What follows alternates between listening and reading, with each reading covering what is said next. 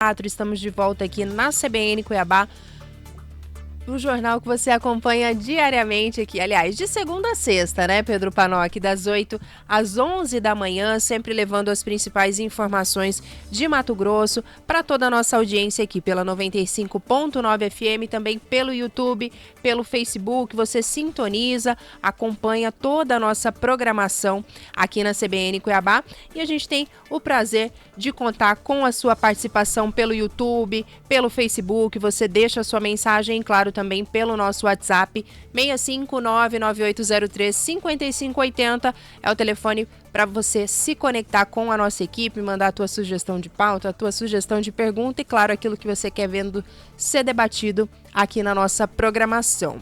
Hoje, Pedro Panoc, a gente estreia uma programação especial, né? Aqui na CBN Cuiabá. A gente sabe que o mês de abril foi estabelecido pela Organização das Nações Unidas, aliás, a ONU, com o objetivo de conscientizar a população sobre o autismo, envolver a comunidade, trazer visibilidade e buscar uma sociedade mais consciente, menos preconceituosa e muito mais inclusiva. Falar sobre esse assunto e passar à frente esse conhecimento são formas, inclusive, de fazer essa conscientização.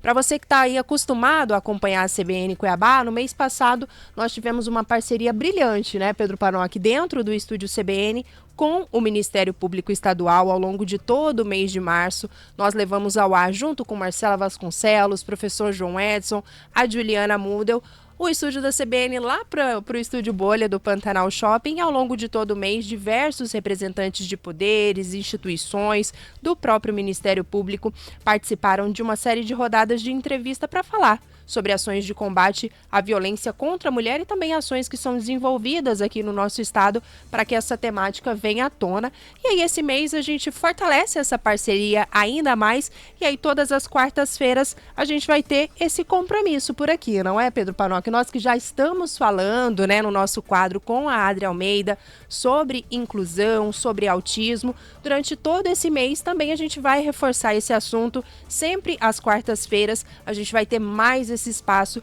para que a gente possa falar um pouco mais sobre isso, não é, Pedro Panoc? É uma nova missão aqui que a gente abraça com muito carinho e muito prazer, não é isso? Exato, Camila, é sempre bom, né, compartilhar informações, porque a informação esclarece, né, e a gente sabe em torno desse assunto, né, por muito tempo ficou, né, várias discussões. É importante que a gente cada vez mais possa criar espaço para a gente, né, esclarecer a importância de você saber mais sobre, né, o transtorno do espectro autista, e esse espaço vai ser justamente para isso a partir de hoje.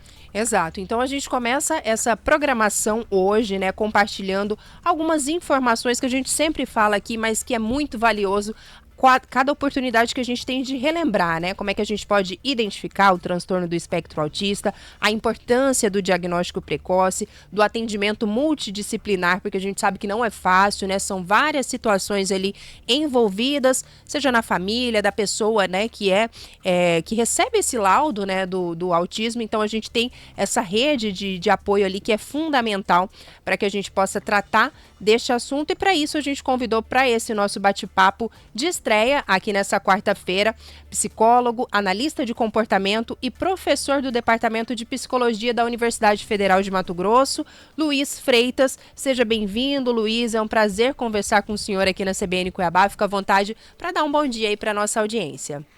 Bom dia, muito obrigado pelo convite, é um prazer estar aqui com vocês. Parabéns à CBN e ao Ministério Público por essa iniciativa. Muito importante conversarmos sobre esse assunto. Bom dia, Luiz, seja bem-vindo. É importante que a gente possa reforçar, né, Pedro Panoc, poder ampliar também esse debate, levar para mais pessoas. Pedro, fica à vontade para iniciar aí o nosso bate-papo, trazer as primeiras observações, os primeiros questionamentos ao professor Luiz e convidar também a nossa audiência a reforçar mais uma vez.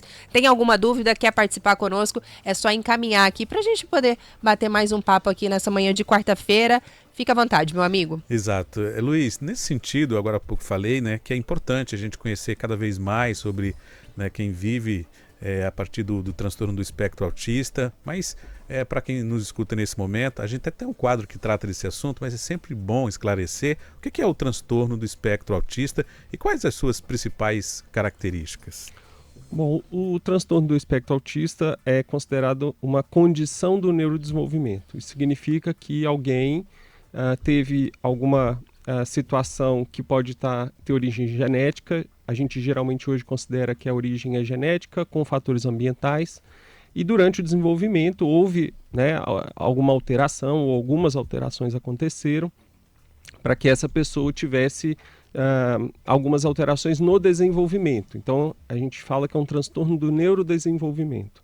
E aí, essa alteração no desenvolvimento ocasiona questões relativas ao comportamento dessa pessoa, né, em sociedade, nas interações. Então, as características principais do transtorno do espectro autista, a gente chama muito de TEA, né, para a sigla, é dificuldade nas interações sociais, dificuldades na comunicação. Então, essas dificuldades elas podem ser muito diversas, né? Tem algumas pessoas autistas que têm dificuldades até em falar ou compreender, outras falam e compreendem, mas têm dificuldades em entender metáforas ou alguns aspectos mais refinados da linguagem.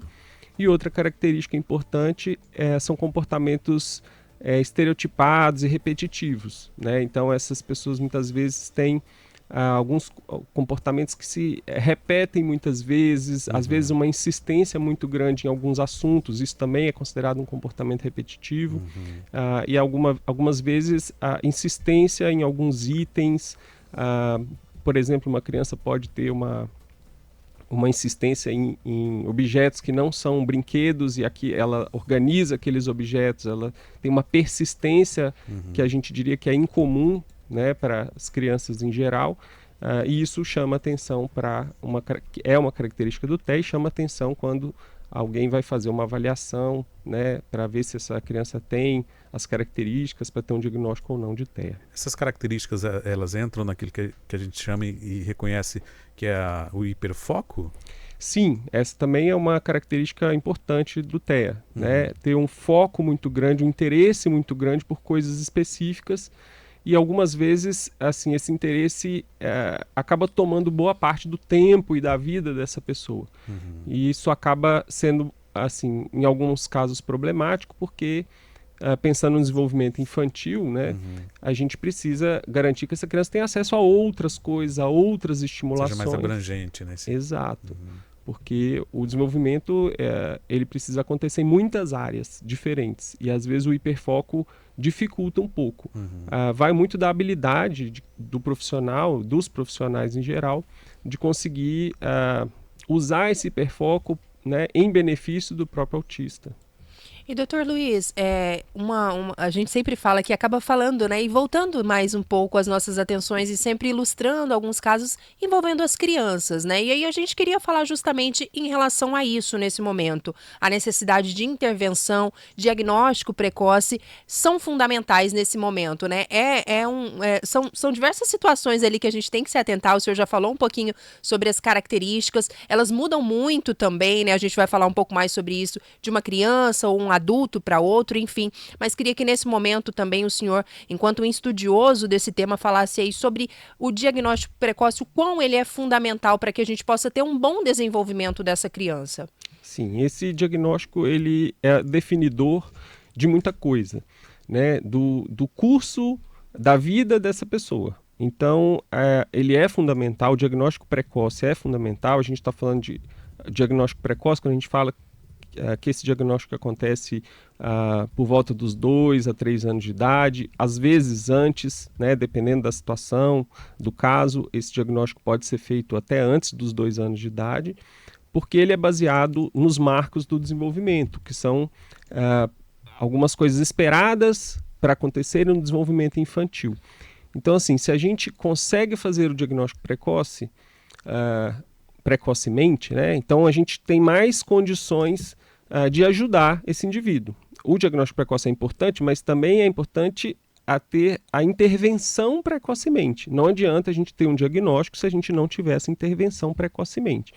Por que o diagnóstico e a intervenção precoce são tão importantes? Porque elas vão ajudar esse indivíduo a desenvolver as habilidades necessárias, os pré-requisitos para desenvolver outras habilidades mais complexas, e isso interfere no que a gente chama de prognóstico, ou seja, o que vai acontecer no futuro para esse indivíduo.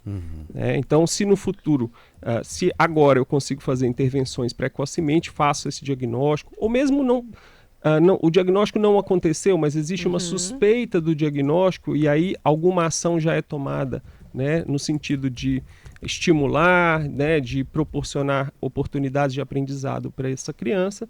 Então a gente tem um prognóstico melhor. Essa criança provavelmente vai precisar de menos suporte de outras pessoas no futuro. Pode ter uma vida mais independente, uma qualidade de vida maior. E isso não só para esse indivíduo com autismo, mas também para a sua família.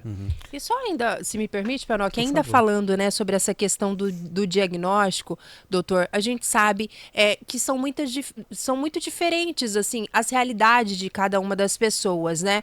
São famílias com composições diferentes, pessoas, às vezes, crianças, por exemplo, que não tem, né, o pai, a mãe ali mais próximo, que vai depender também de um apoio ali da escola, daquelas pessoas com as quais ela se relaciona mais, está próximo também. Então, é importante também que nós, né, enquanto cidadãos, consigamos também, né, conhecer um pouco mais desse assunto, para que a gente possa, aquele famoso, meter a colher, às vezes até onde não é chamado, às vezes a gente fica meio sem jeito, né, de como falar, como abordar, mas a importância dessa conversa também, esclarecer e conhecer mais sobre o assunto, para que a gente, de alguma forma, possa ajudar em algum momento o diagnóstico, seja de um ente querido ou de alguma outra pessoa com a qual a gente se relaciona, doutor? Sim.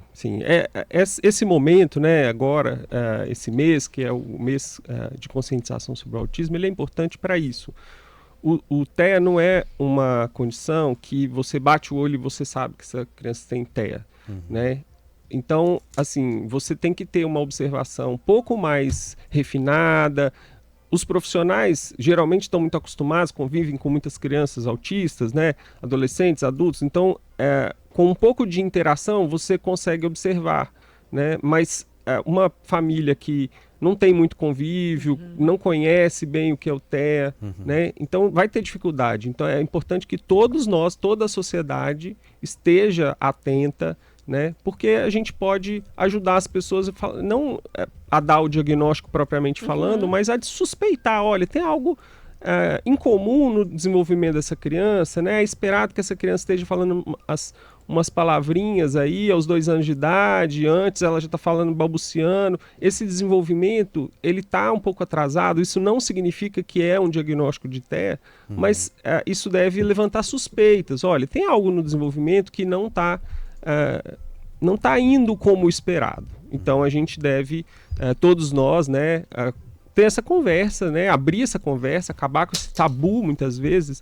de falar sobre o desenvolvimento de uma criança, conversar abertamente, falar, olha, vamos lá, vamos procurar, né, fazer uma investigação aí pelo próprio bem da criança e da família também, como a gente estava dizendo, né, um diagnóstico precoce leva a um bom prognóstico, o futuro pode ser melhor.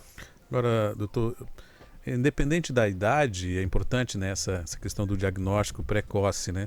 Mas há níveis também que se estabelece a partir desses cuidados e depois a pessoa lá na frente vai ter resultados diferentes, porque eu sei que tem os níveis de suporte, né? E o nível também do espectro autista é importante, mas tem uma diferença depois desse acompanhamento ali, ainda na fase precoce?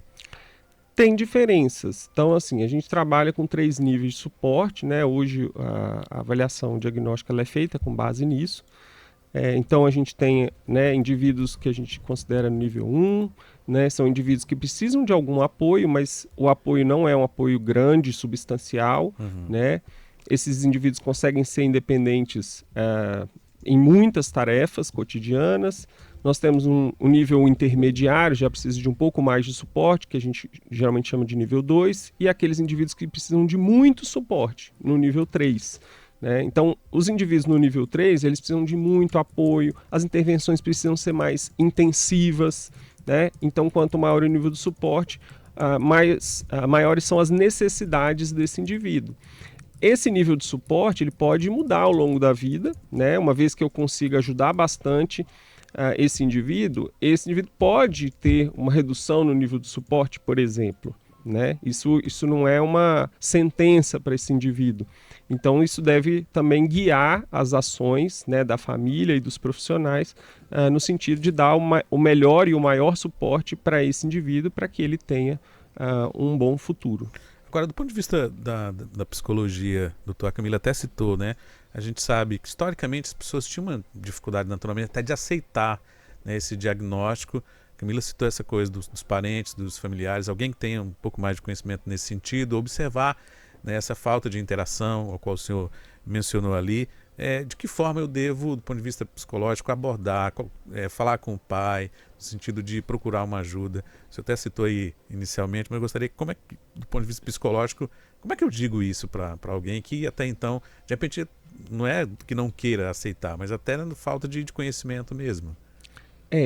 A aceitação é realmente muito difícil, né? Nenhuma mãe, nenhum pai planejou, né, ter um filho autista. Isso não acontece. Né? Muitas vezes os pais e as mães têm expectativas em relação aos seus filhos, né? Às vezes até, muitas vezes durante a gravidez ou mesmo antes da gravidez, né? As pessoas têm as expectativas delas. Então é realmente delicado lidar, né, com esse assunto, porque você precisa tomar um pouco de cuidado, assim, para não dizer que algo está acontecendo, mas é uma suspeita de que algo esteja acontecendo, né? Então é importante abordar com um certo cuidado, dizer, olha, eu estou observando, né, que ele está com quantos anos, né? Essa criança, né, o que ele já está falando? Não, eu estou percebendo que ele está com dificuldade. Você já buscou alguma ajuda, né? Talvez seja interessante. Então, assim, abordar, é claro que é delicado, não é um assunto muito fácil, não vai ser, né, muito agradável, mas é um assunto importante e necessário. Não, né, criticando, a ideia nunca é criticar, né? Então a gente precisa dar suporte, às vezes oferecer ajuda. Olha, eu conheço uma pessoa que pode, né? Eu conheço um profissional que eu poderia indicar. Sim. Se você quiser, eu posso ir junto, especialmente quando a gente está falando de família, né? Pode não ser nada, pode ser só uma necessidade de maior estimulação, e isso é importante dizer, porque acontece também. Sim. Né? Muitas vezes uma criança não desenvolveu algumas habilidades, não porque ela vai ter um diagnóstico, mas porque, por alguma razão, ela não teve estimulação suficiente para desenvolver aquelas habilidades, e buscar ajuda, né, é importante para que essa criança desenvolva essas habilidades. 9h24 para você que está sintonizando agora na 95.9 FM, também pelo YouTube, Facebook. Lembrando que essa transmissão está sendo feita também pelo canal oficial do YouTube do Ministério Público do Estado, porque nesse mês de abril a gente está com essa campanha de conscientização sobre o autismo, uma campanha idealizada pelo MPE e que a CBN Cuiabá, mais uma vez, é uma parceira também. Então, durante todo esse mês a gente tem esse encontro marcado aqui sempre às quartas-feiras, a partir das 9 horas, esse espaço para que a gente possa falar mais sobre esse assunto, porque é justamente esse o lema dessa campanha, né, Panoc? Entender o autismo é a melhor forma de vencer, inclusive, o preconceito. E para esse nosso primeiro bate-papo, a gente está conversando com um psicólogo, analista de comportamento e professor do Departamento de Psicologia da UFMT, Universidade Federal de Mato Grosso, Dr. Luiz Freitas. Doutor, daqui a pouquinho a gente vai ter uma pausa para o repórter CBN, mas dá tempo ainda da gente tocar num ponto importante. A gente falou sobre diagnóstico, enfim, sobre a importância de identificar, né, essa situação para que a gente possa ajudar no auxílio, né, dessa criança, enfim. Mas sabemos que não é a realidade de todo mundo uma possibilidade de pagar muito caro por esses serviços. A equipe multidisciplinar é muito grande, né, para que essa criança, principalmente, seja atendida da melhor forma possível e corresponda, né, ali aquilo que a gente prevê depois que a gente recebe ali aquele diagnóstico. Falando um pouquinho da rede pública de saúde, doutor, é um desafio qualquer situação, né? Às vezes a gente vai ali num posto de saúde, não tem um remédio, tá faltando uma vacina, a geladeira tá quebrada, enfim. Quando a gente fala do autista e essa necessidade dessa rede multidisciplinar, o serviço público aqui da nossa cidade, do nosso estado, como é que tá? O senhor consegue acompanhar essa situação? Temos muito que avançar ainda, queria que o senhor tocasse nesse ponto para a nossa audiência também. Ok. Temos muito que avançar, não tenho a menor dúvida disso, né? Então, assim, aqui na nossa região nós temos a oferta de serviços muito reduzida e que definitivamente não consegue atender toda a demanda, né? E não só isso, a demanda que é atendida, infelizmente, não é atendida da maneira como deveria ser atendida. Tá? Então, assim, é a nossa realidade. É importante a gente conhecer a nossa realidade para tentar mudar essa realidade. É preciso ter investimentos na rede de atendimento à pessoa autista. E a gente está falando aqui que existe algum atendimento, né? Existem, pelo meu conhecimento, 2 locais aqui na nossa região que atendem, né? Que a gente chama de SER, o SER Planalto e o CRIDAC, mas eles conseguem atender um número muito pequeno de pessoas. E esses atendimentos, apesar do grande esforço que os profissionais fazem, então nós estamos falando que é o poder público que precisa, né, olhar para isso. A gente teve no ano passado uma especialização em atenção à saúde da pessoa com transtorno do espectro autista, que foi uma iniciativa excelente da Escola de Saúde Pública do Estado, e que ajuda a preparar os profissionais, mas esses profissionais eles não precisam estar só preparados, eles têm que ter as condições ideais de trabalho para poder oferecer um bom serviço. Então, muita coisa precisa melhorar no serviço público e nós precisamos aí, né, nos unir, nós profissionais, as famílias, a sociedade de um modo geral, né, para pressionar o poder público no sentido de, olha, precisamos dar atenção, né, dar os atendimentos necessários a essas pessoas. Elas estão desassistidas. Quando a gente fala, então, dessa deficiência, doutor, se nos permite ainda, só aproveitando esse assunto, é tanto uma deficiência, então, nesse momento, infelizmente ainda, tanto de profissionais, quanto de estrutura, de equipamentos também, para que esse trabalho multidisciplinar seja realizado. É que ele falta tudo ainda nesse momento.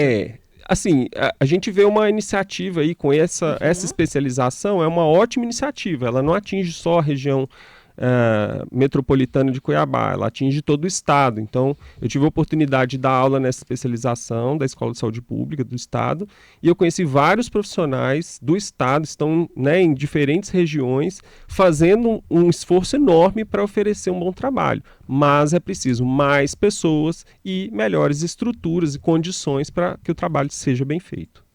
Perfeito. Agora 9 horas e 29 minutos.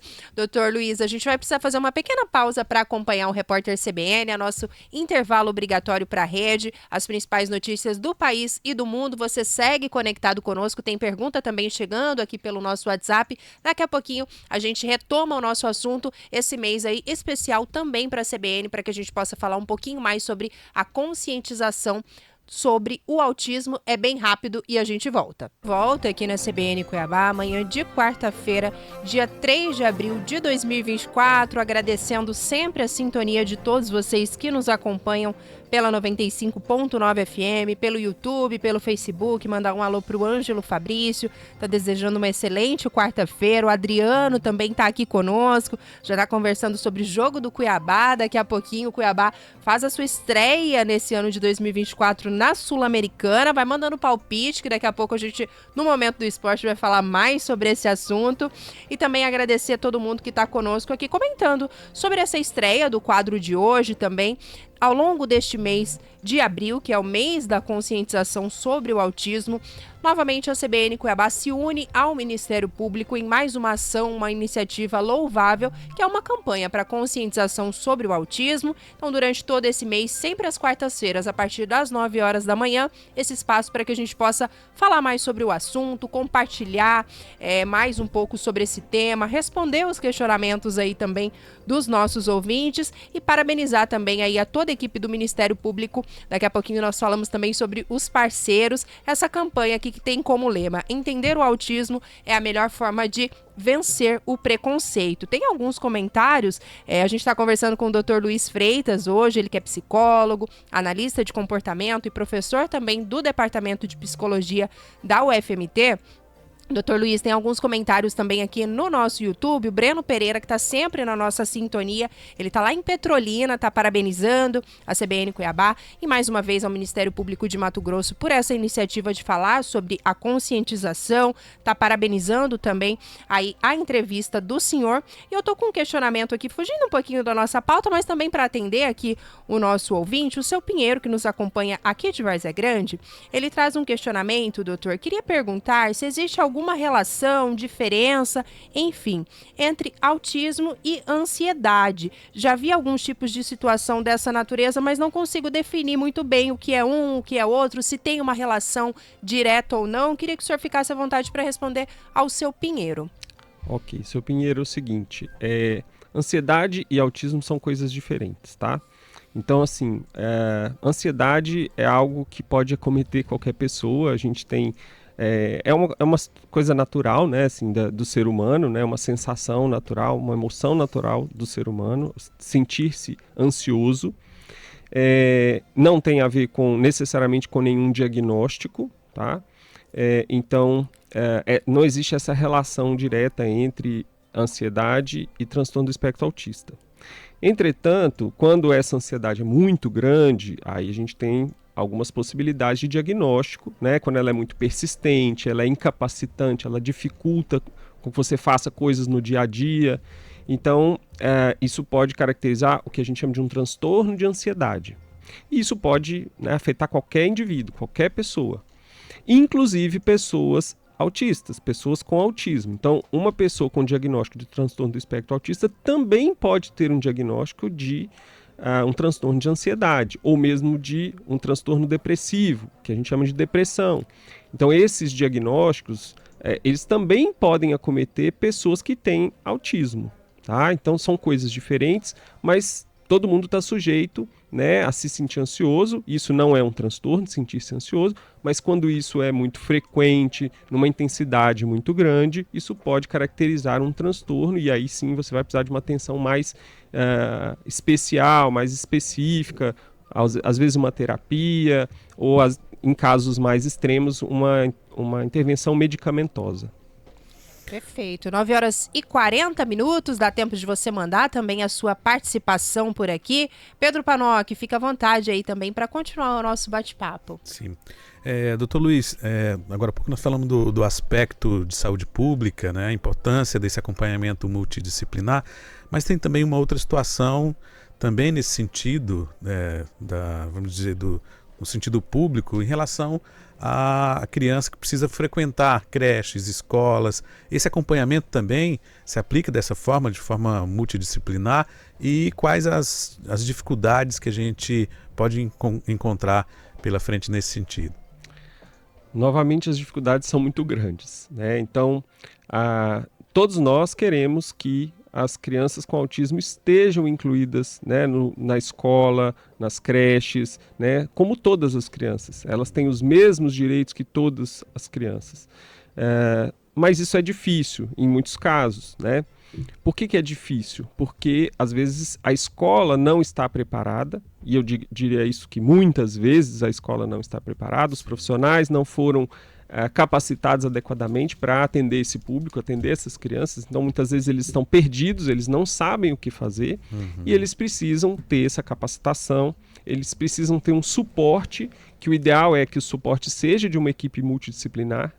Então, essa atenção à criança autista, ela não acontece só na rede de saúde, ela também deve acontecer na rede da educação, relacionada à educação.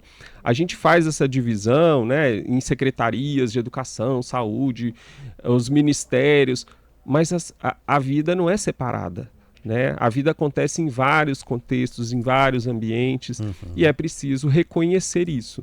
Então, nas escolas, nas creches, nas instituições de ensino de um modo geral, e no ensino superior também, nós temos autistas, né, cursando ensino superior lá na Universidade Federal de Mato Grosso, inclusive. Então, as instituições de ensino precisam ir se preparando, elas já deveriam estar preparadas, mas não adianta a gente só olhar para trás, a gente tem que, né, olhar para o presente e olhar para frente. É preciso capacitar a equipe da escola e ter um suporte para essas escolas, para essas equipes escolares, para que esses alunos sejam respeitados, incluídos e recebam, né, o que eles precisam. 9h42. Quem está conversando conosco nessa manhã é o psicólogo e também professor do Departamento de Psicologia da UFMT, Dr. Luiz Freitas, nessa parceria aí, mais uma vez, da CBN com o Ministério Público. Antes da gente seguir aqui a nossa pauta, doutor, se nos permite também, além de parabenizar o Ministério Público mais uma vez por essa iniciativa que a gente tem muito orgulho e fica muito feliz, de ampliar essa voz e levar essa informação para mais pessoas, é fundamental também que a gente destaque aqui os patrocinadores, aqueles que apoiam essa causa, e a gente faz isso nesse momento também em nome da Aster Máquinas, em nome do senhor Luiz Piscinin. A AMAGE também é uma parceira desse projeto, desse mês de conscientização, e a gente parabeniza também em nome do Dr. José Guilhem, Daniel Escobar e Juliana Lopes, a Ginco em nome do André Tamura e também do senhor Júlio Braz, e claro, Procurador-Geral de Justiça, Dr. Deusdete Cruz, por mais uma iniciativa brilhante, e que a gente espera que seja repercutida também por todo o país, e também a doutora Claire Vogel Dutra, que é subprocuradora-geral de Justiça Administrativa do Ministério Público Estadual, e a gente espera que essa parceria aí continue a cada mês, Panoc? No mês passado falamos sobre as ações de combate à violência contra a mulher, nesse mês falando também um pouco mais sobre a conscientização em relação ao autismo, e já te convidar para nos fazer companhia aqui sempre às quartas-feiras, a partir das 9h, a gente fala sobre esse assunto aqui na CBN Cuiabá, e você, é claro, participa conosco, seja pelo YouTube, Facebook ou também pelo nosso WhatsApp. Doutor Luiz, quase caminhando aqui para a reta final, mas esse mês, antes da gente entrar nesse próximo assunto aqui, a gente acompanhou aí, nas últimas semanas, na verdade, se nos permite fazer um pulo ali na Globo, a gente viu uma participante, do Big Brother Brasil, que tem um filho que foi diagnosticado com autismo, e assim, até em função da repercussão desse programa de televisão, de um reality show, às vezes muita gente não gosta, outros acompanham, diariamente, a gente teve esse assunto também sendo trazido à tona, algumas declarações que a participante deu no programa acabaram chocando, Ela revelou ali algumas frustrações, algumas situações de desespero quando você recebe um diagnóstico que o teu filho, enfim, tem ali o transtorno do espectro autista. Então, assim, a gente fica muito sem saber, Nossa, a fulana tá falando isso, tá errada, não tá, a gente não tá no lugar da pessoa. É muito difícil saber, o que passa com cada um. Mais uma vez, a gente fala da realidade de cada um. Na visão do senhor, doutor, quais os principais desafios depois que a pessoa recebe esse diagnóstico, Como é que a gente pode lidar com isso também? É, de fato, uma situação bastante complicada, o senhor já falou, mas o que a gente tem que parar e pensar nesse momento? Também não apontar o dedo, não julgar o comportamento de outras pessoas. Eu queria que o senhor falasse um pouquinho sobre isso. A gente teve esse exemplo, muito claro, que foi aí disponibilizado para todo o país por meio de uma participante, a Fernanda, ali no Big Brother, mas não é só a Fernanda, São várias Fernandas em todo o país e que sofrem, quando recebem um diagnóstico dessa natureza. Eu queria que o senhor falasse um pouco mais sobre isso. Ok. A família já fica perdida o suficiente com um diagnóstico. Então, a última coisa que uma família precisa é se sentir culpada, Então, a gente precisa ter muito cuidado nesse momento, porque a principal dificuldade inicial é aceitar esse diagnóstico, As famílias, elas têm a esperança, e de que o diagnóstico esteja errado, de que isso seja um engano, Então demora geralmente um tempo para que esse diagnóstico seja aceito pela família, e a gente precisa respeitar isso. É um processo, aceitar um diagnóstico é um processo, e às vezes esse processo é rápido, mas geralmente ele é um pouco lento. Então nós precisamos ter paciência com alguém, que está recebendo esse diagnóstico, uma família que recebeu o diagnóstico do filho ou da filha, porque não é nada fácil. Isso, como se trata de um espectro, e a gente está aqui trabalhando no sentido de conscientizar as pessoas, então as possibilidades, em relação a essa criança são muito diversas. A gente não sabe o quanto essa criança vai conseguir se desenvolver. Mesmo nós, profissionais da área, a gente não sabe, inicialmente, o quanto essa criança vai conseguir se desenvolver. E a família fica muito perdida em relação a isso. É uma quebra de expectativas. A gente já comentou hoje que essa família não esperava, não planejou ter um filho com diagnóstico de TEA. Então a gente precisa ser muito compreensivo, oferecer todo o suporte necessário, né? Oferecer ajuda, oferecer às vezes os nossos ouvidos, né? Para entender, ouvir as frustrações. É isso que a gente pode fazer, né? E oferecer ajuda no que nós pudermos. Uma coisa importantíssima para uma família que recebe esse diagnóstico, né? A gente costuma dizer isso, né? Não é a criança que recebe o diagnóstico, é a família que recebe o diagnóstico, porque uma pessoa diagnosticada com TEA afeta não só essa pessoa, afeta toda a família. Ela precisa de suporte, de apoio. Então, ter uma rede de apoio, seja a rede de apoio de uma família que recebeu um diagnóstico de TEA. Isso pode ajudar muito, né? Tanto nessa aceitação, quanto em digerir essa notícia, que não é uma notícia fácil, né? E até na busca de ajuda. Então, muitas vezes a família demora a buscar ajuda, mesmo tendo diagnóstico, porque ela não está conseguindo administrar aquilo emocionalmente, psicologicamente. Então, seja a rede de apoio dessa pessoa, ofereça ajuda. Uma reclamação comum das famílias é que outras pessoas da família se afastam, amigos se afastam, né? Então, ofereça ajuda, sem ser insistente demais também, porque é um momento difícil, né?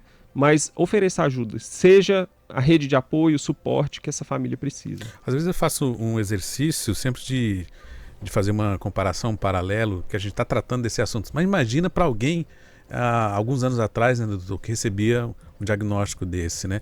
E o senhor falou aí, você muda todo um processo da sua vida. Eu acompanho uma mãe que tem 2 filhos, nós são gêmeos e também está no espectro autista. Ela mudou a vida dela em razão disso, né? E a mãe, acho que a figura da mãe, até de certa forma, a ela cabe mais esse cuidado, né? Por características N, historicamente falando, mas de fato muda o processo da vida dos familiares de alguém, né, que depois tem um ente diagnosticado no espectro, né? Por isso é importante essa rede de apoio que o senhor mencionou, né? Exato, todo mundo tem planos, todos nós fazemos planos pessoais, o que a gente quer fazer da nossa vida profissionalmente, eu gostaria de viajar para não sei onde, todo mundo faz planos, né?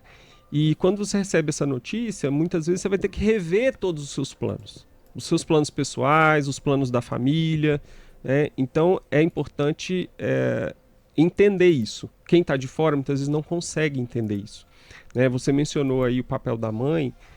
Muitas vezes, assim, eu diria que mais de 90% das vezes o cuidado recai sobre a mãe, né?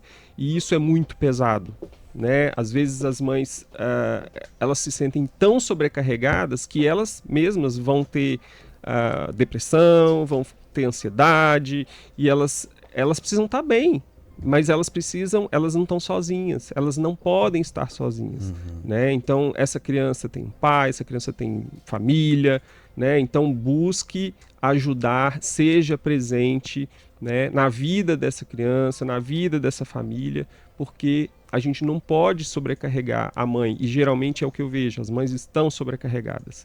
Isso não cabe só a elas o cuidado de uma criança com diagnóstico de TEA. 9h50, quase caminhando aqui para a nossa reta final, mas, doutor, eu queria que o senhor comentasse um pouquinho também para a nossa audiência, uma outra informação importante para a gente ressaltar aqui, né, Panoc, porque o senhor coordena o projeto PIPA, que é desenvolvido pela UFMT, a Universidade Federal de Mato Grosso. O que é esse projeto, doutor? Como é que ele funciona? Queria que o senhor desse detalhes também para a nossa audiência. Legal.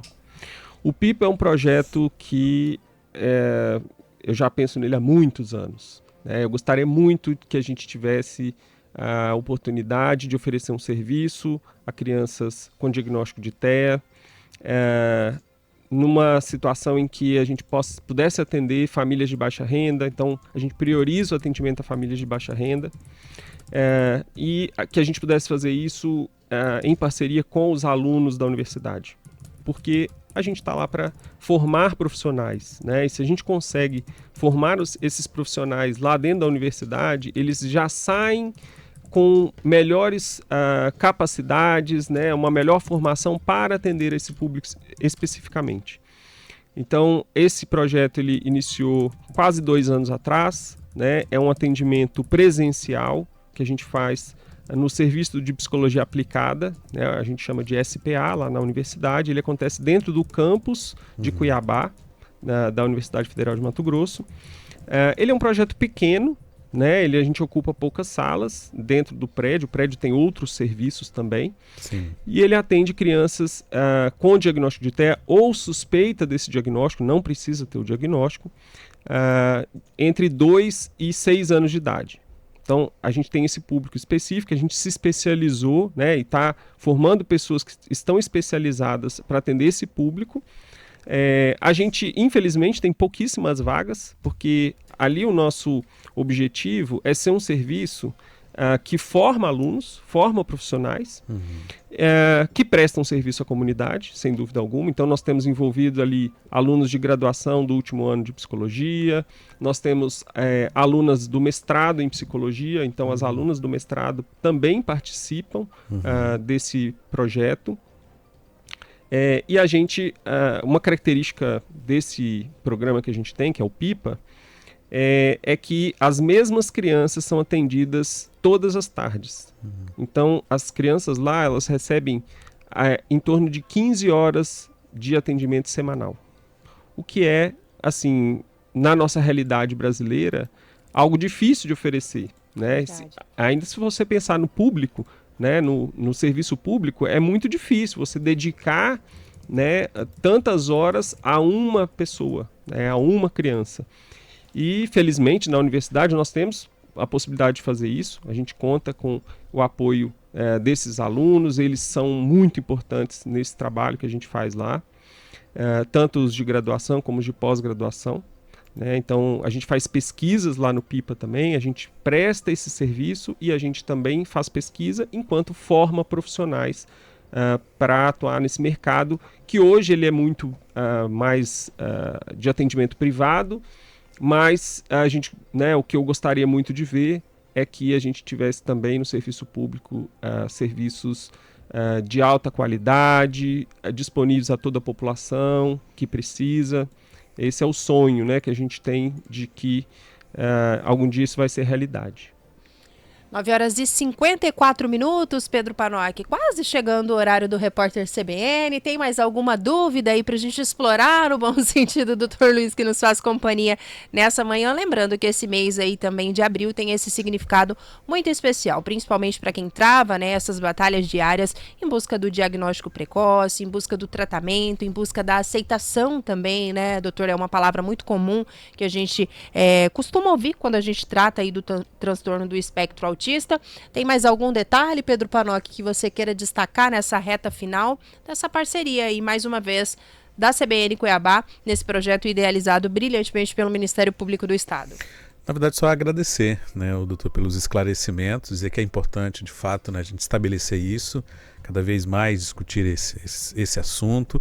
E desejar aí um bom dia. É só isso, Camila, da minha parte. Então é isso, Dr. Luiz. Fique à vontade, né, para trazer aí algum detalhe que a gente não tenha pontuado e que o senhor acha importante reforçar nesse momento. Parabenizar também o senhor pelo trabalho desenvolvido, agradecer a disponibilidade de abrir essa rodada, né, de entrevistas conosco aqui ao longo deste mês de abril. Agradecer mais uma vez também, antes do senhor se despedir, ao Ministério Público em nome do Dr.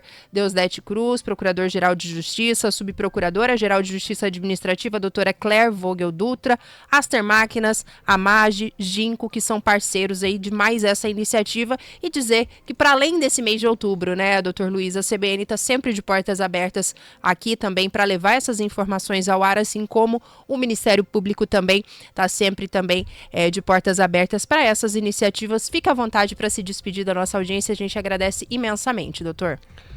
Bom, muito obrigado pelo convite, é um prazer estar aqui com vocês, foi um prazer conversar com vocês sobre um assunto que eu amo tratar, falar, né? A gente vai se apaixonando pelo tema, pelas pessoas e vendo o potencial que elas têm, né, na sociedade. Elas são, a gente diz, neurodivergentes, todos somos, né, pessoas que podem contribuir para a sociedade, pessoas neurodivergentes também podem contribuir muito para a sociedade. Então, eu parabenizo novamente vocês por essa iniciativa, o Ministério Público do Estado também, e agradeço a oportunidade de poder falar um pouquinho sobre esse assunto que eu amo. Muito obrigada, doutor. Essa campanha, então, de conscientização sobre o transtorno do espectro autista, a gente vai seguir aqui nesse bate-papo, sempre às quartas-feiras, a partir das 9 horas da manhã, ao longo de todo o mês, essa campanha do Ministério Público, que leva aí como tema: entender o autismo é a melhor forma de vencer o preconceito, e a gente fica muito feliz em poder dar voz a esse assunto. A gente que já trata, né, Panoc, de algumas questões aí todas as sextas também, agora a gente amplia um pouco mais aí, é importante ouvir toda essa rede de profissionais que tem e que tratam desse assunto com muito carinho. É isso, 9 horas e 58 minutos. Tem algum detalhe do trânsito, Pedro Panoc, antes da gente se despedir aqui também nos bastidores do Dr. Luiz, que nos fez companhia nessa manhã, e também seguir para o repórter CBN? Fica à vontade. Tem sim, Camila. Só ajudar aqui o nosso ouvinte, o Emanuel, passou mais cedo, aqui perguntando, esse trânsito aqui na Arquimedes, Pedro, o que está acontecendo? Obra, exatamente. Nesse momento ainda tem um trânsito bastante intenso aqui na Arquimedes Pereira Lima, conhecido também como Estrada do Moinho, a partir da Érico Preza. É que um pouco mais à frente ainda está passando ali por obras, né, para fazer a liberação e nos próximos dias, né, daquele trecho ali do Parque do Barbado, que sai lá na Avenida das Torres. Então, exatamente ali na rotatória da Avenida Parque do Barbado e também da Avenida Brasília, tem, né, obras acontecendo ali nesse entorno, por isso o trânsito é mais intenso agora, inclusive nesse horário ali na Arquimedes Pereira Lima. Mas melhorou aqui na Fernando Corrêa da Costa, e na região central a gente tem um pouco mais de movimento ali, especialmente na 13 de junho. E reforçar também aquela mudança no trânsito lá em Várzea Grande, pelo menos 3 pontos ali do trânsito em Várzea Grande vai sofrer uma alteração. A retirada ali daquela rotatória próximo ao aeroporto vai se estender um pouco mais à frente. Tem a retirada também do semáforo, né? Depois tem a colocação do semáforo também na rotatória localizada ali mais à frente. Então tem alguns pontos ali na Avenida da FEB que o motorista precisa entender que essa modificação está acontecendo a partir de hoje, Camila.